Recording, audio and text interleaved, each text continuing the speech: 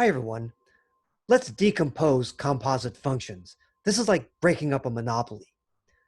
Let's say you're given a function, f circle g, let's say, whose rule is given by f circle g of x equals the square root of 3x plus 1. How can we break up this function into bite-sized, smaller, easier pieces that calculus can more easily chew on?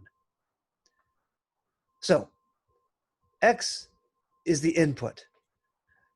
How can we construct nicer functions, calculator buttons, g and f, such that when you press them in order, the final output is the square root of 3x plus 1? Now, be fair. Literally, be fair. Imagine that this is a group work project where g and f are on the same group. X is the work that's coming in, and this is your final output. Well, and I know many groups work like this, we don't want G to take in the work X and just spit out X. We don't want G of X to just be X. We don't want G to just be the identity function. So neither F nor G is allowed to be the identity function on homework or exams because this guy's just too lazy.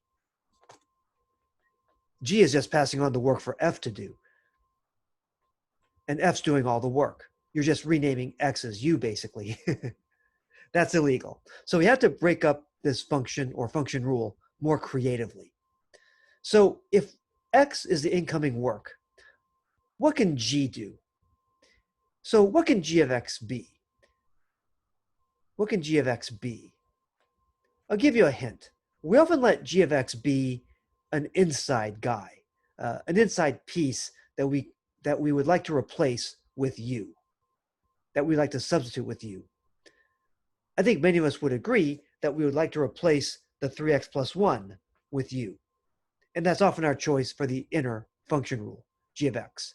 Let g of x be 3x plus 1.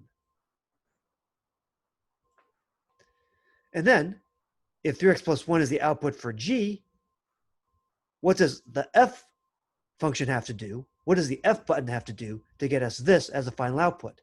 Take the what of the input, the 3x plus 1. Take the square root. So the f function should be the square root function. F of u, let's say, should be the square root of u.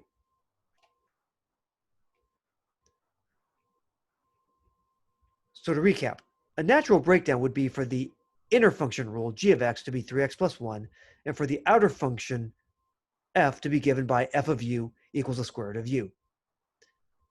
So g of x spits out the radicand, and f takes the square root. Although there are infinitely many possible ways to get to here.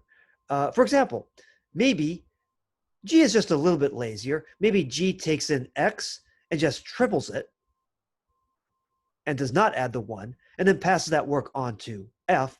F has to add the 1 to the input u and then take the square root. So f of u is given by the square root of u the square root of u plus 1. Still, the end result is the square root of 3x plus 1. One way to check this is to do a substitution. If you substitute 3x into u, you get the square root of 3x plus 1. This works out.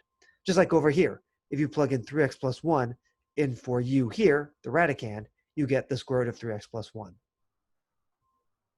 Either way, it works. Here, in our first solution, g did two things. It multiplied the input x by 3 and also added 1 to the result. It got the whole radicand, basically, and f took the square root of the result. Here, g just triples the result. Sorry, g just triples the input. Okay, and then f takes the output, the result, adds 1, takes the square root. Either way, it's fine. In the last part of my 1.6 notes, I talk about applications to word problems. I encourage you to read this as a preview to calculus, but I won't push you on this. Until then.